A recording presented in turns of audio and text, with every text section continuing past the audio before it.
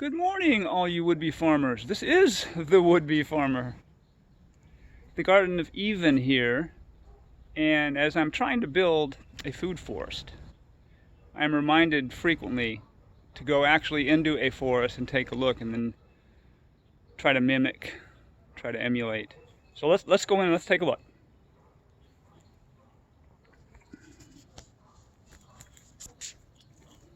This is a typical Florida forest environment in north central Florida. Now I have taken a lot of wood out of here, decomposing wood, and thrown it into my fenced area in effort to reproduce the forest environment there. So you don't see as much of the wood near this trail area, but you still see a substantial amount of leaf litter. I know when I was studying the art of composting, I looked at several charts, and natural leaves, fresh leaves have about a 30-to-1 carbon to nitrogen ratio, which supposedly our science people have said is perfect for mulch. Makes sense, doesn't it? What is a lot of the mulch in the forest? It's comprised of leaves. Of course, it's also humus, dead stuff, food scraps, etc., etc., feces, urine, all natural. You'll also see some torn up areas here. Some feral pigs run through here, evidently. I've just learned that. They run their noses and their hoofs through everything, looking for food. Something else in the forest environment, and this is a no-brainer, but we have a canopy of trees. These trees help to moderate temperatures, along with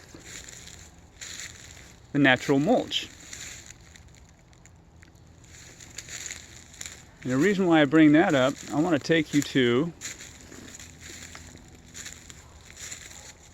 what I call our natural citrus area.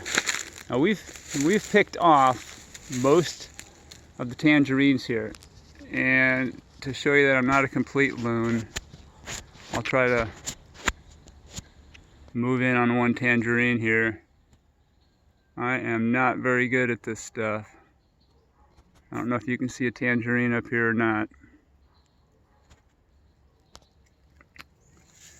but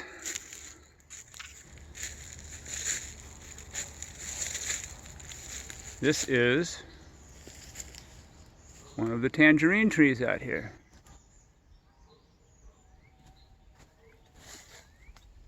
There's a tangerine right up there.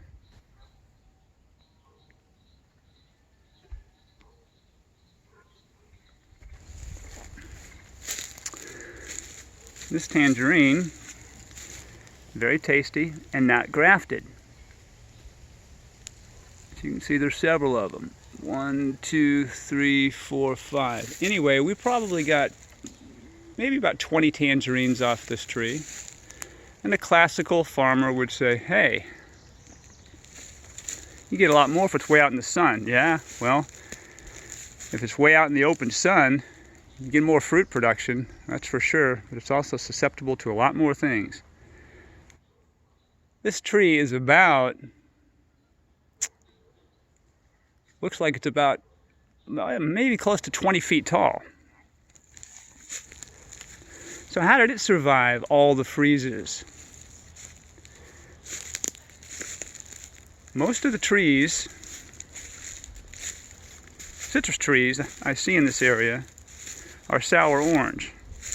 They're sour orange because that's the root stock that was used to grow satsumas or hamlins or whatever else they were trying to grow. the rootstock was strong enough to survive the freezes, the chancre, the greening, or whatnot. But the fruit that we wanted, that we grafted onto the rootstock, was not. Because out in the open, it is subject to temperature swings. You look at a forest canopy. It's going to hold the warm air in. This is called a microclimate. It's going to protect against temperature swings. I think about when it's a hot day, 90 degrees, I walk through this area. It's a lot cooler in here. So that's what we're trying to do. We're trying to emulate these conditions in our food forests. That is why I have brought a lot of leaf litter and wood chips into what is going to become a productive food forest. I don't do any cuts or any editing on these. I hope this is okay, and I hope it's helpful. Have a good day.